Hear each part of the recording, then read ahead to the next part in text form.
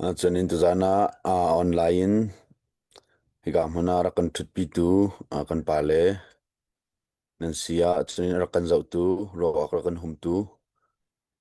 kan mezapi nan sia lunglom na kan chunga kan ngai tikha masbe ka win chim ta ka du mi se e slide zawram thang he kumkul kum li te long se ri mi se ngak chia te menaw se tu ya pa boy thai ne chim mi kha pakhat man ke pal mim lo sidia pa kha chunga hin kum nga deng wang dau then nak kan tu nak chung hin ram thok ten atel mi si apa boy thai si ban tun khan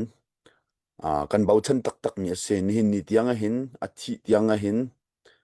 nol ngai nak ya tlai e thi tiang nol ngai na atlai khomi kan ral kap paral tha si ti jong khobun lang tar chi du e chunin ni hin ni anun nak apek tiang a hin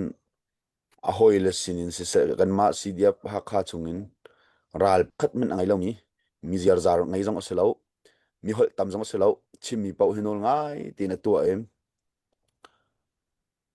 mi he arem khomi paral tha city jong kha kam huna mun lang tar chi kha du mi se ama ne anu nak avun pek tik a hin kaima pum pak hrim jong ka ngai hi chia tuk kan mission tam tling la ho tling tin ga kho mi pin la ya khin ngai chet nak ne avun kan zul than tika lung he azor hrim ngai tika kam hun zonga kan ngai chet nak khawun lang tar than khawun du mi se ama bentuk in paral tha minu nem i bentuk ral kap tha ar kan hrin piak tu salai zoram thange anu lepa zong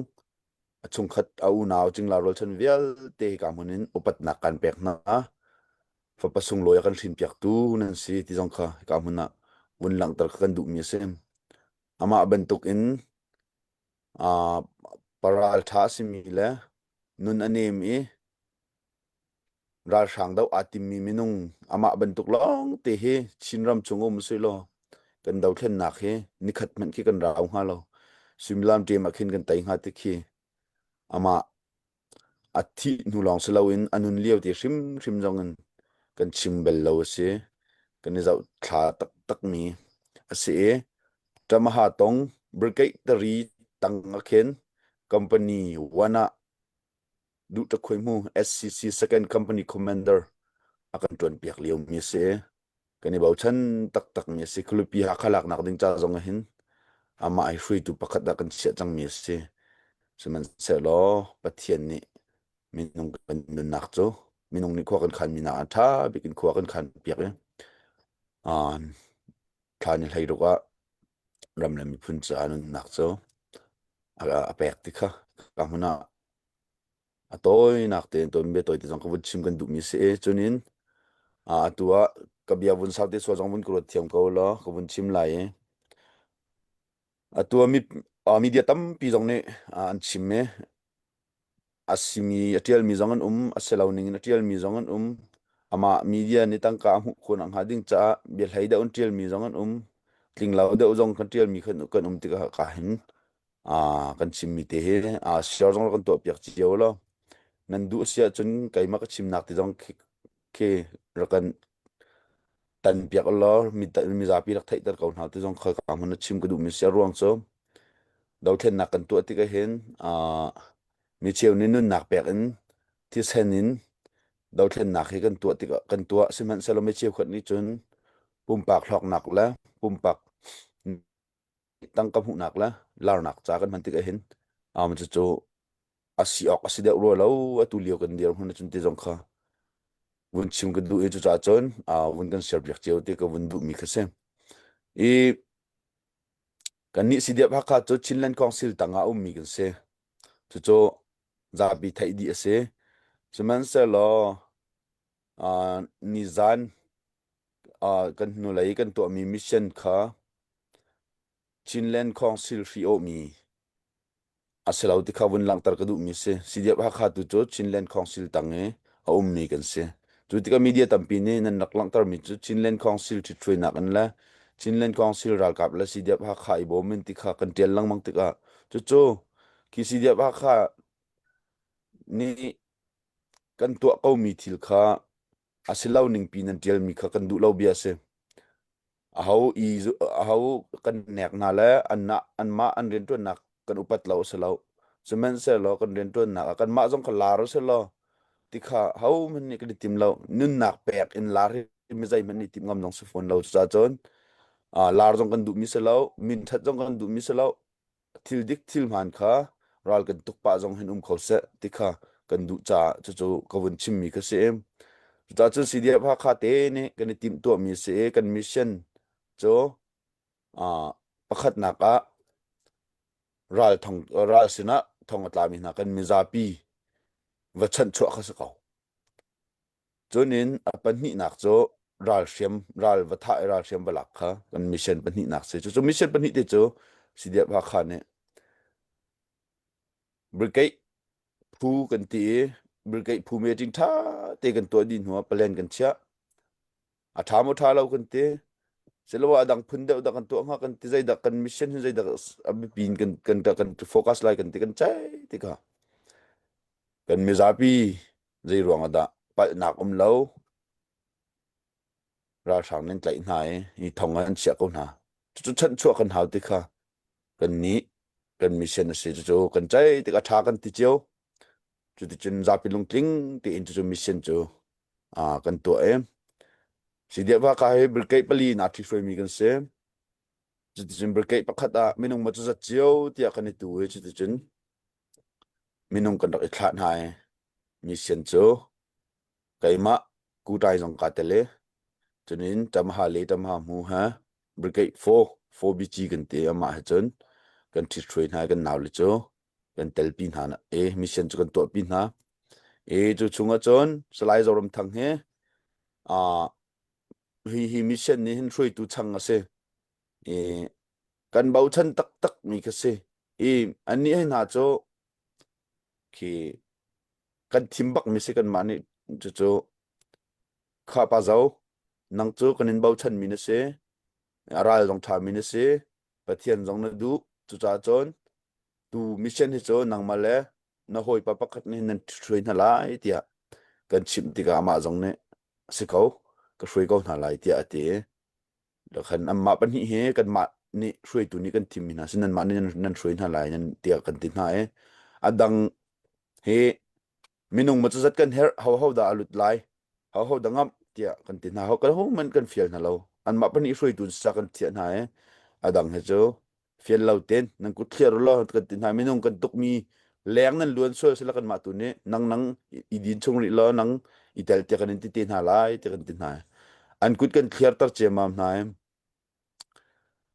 kan minung kan tip nak leng pin an thler an ral tha tak na kan ra ka phe ba uar tak na chu ral tuk asi ral sin i hriam hevalu bak ding mi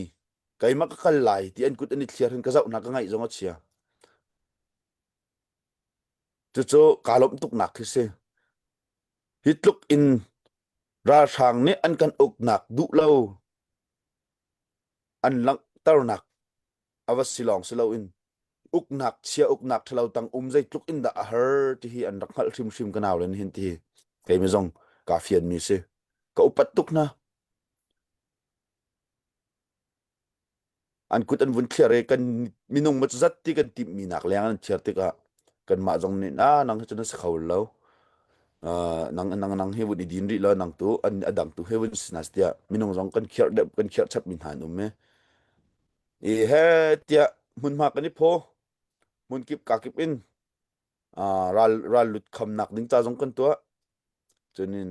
security tha te kan lak ka pi jong kan to ti chun kan lu ti ka swimilam zan dai lai swimilam pan hi la mini som nga khat in mai thal po tham gan thak chu chin kan ka ani kap swimilam pali le cheu tiang panga diang mang tiang he mai thal thong dai lo khupi chung I ka chana saw bi ka selai ti jong ka tin hai ka naw le jong chu chu ruang chu a kan nitit mi mission he avun tlam tling dap lo mi ti mi chu kan bun nam chi mi ka se kan tol ding sang na te in tol ak bun tha dap lo ruang chu kan mission ka pakhat kan nitit mi tlam tling dap lo mi ti kan nam lang mange chu sao kan dau nak ka se e aka ko bi chung ral sang an dir mun chu nan hal di mi ka se chu hai to ko lo pan hi la mi so nga khat in pali le cheu